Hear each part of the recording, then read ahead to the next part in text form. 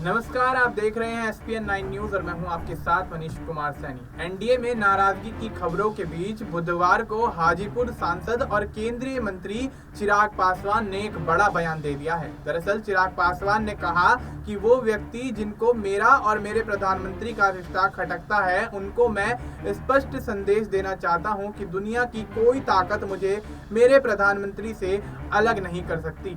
जो लोग मुंगेरी लाल के सपने देखने का प्रयास कर रहे हैं कि मुझे मेरे प्रधानमंत्री से अलग कर देंगे, बीच में दरार आ जाएगी, मैं गठबंधन से अलग हो जाऊंगा, गठबंधन टूट जाएगा, लेकिन एक बार और हमेशा के लिए इसे बहुत स्पष्ट रूप से कहना चाहता हूं कि ये नहीं होने वाला है। पटना के एक कार्यक्रम में दिए गए अपने बयान पर चिराग पासवान ने कहा कि जिन शब्दों को मैंने कहा है, मैं अपने लोगों को जब संबोधित कर रहा था, मेरी पार्टी के प्रकोष्ठ का एक कार्यक्रम था। जब मैं संबोधित कर रहा था तो मैंने यही कहने का प्रयास किया कि ना मेरे पिता ने सत्ता का लालच रखा और ना मैंने सत्ता के मोह में कभी आया। सत्ता की वजह से मैं कोई गलत फैसलों का साथ दूं, ये कतई नहीं होने वाला है। ये उदाहरण देते हुए मैंने अपनी बात रखी थी। ये बात सत्य है कि ना मेरे पिता ने सत्ता का मोह रखा और ना ही मैंने।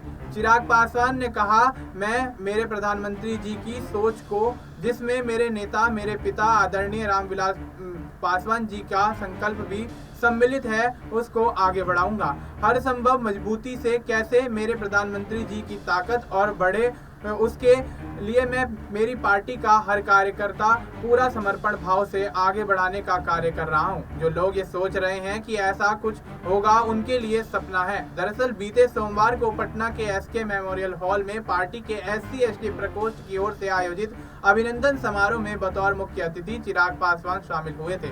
इस दौरान उन्होंने कार्यक्रम को संबोधित करते हुए कहा था कि अगर मुझे कहीं से अपने समाज के लोगों की परेशानी दिखी तो मैं 1 मिनट के अंदर मंत्री पद से इस्तीफा दे दूंगा। जैसे मेरे पिता ने 1 मिनट में मंत्री पद त्याग दिया था, ठीक उसी तरह से मैं भी 1 मिनट में मंत्री पद को त्याग दूंगा। इस बयान के बाद एनडीए में चिराग पासवान की नाराजगी को लेकर सियासत शुरू हो गई थी।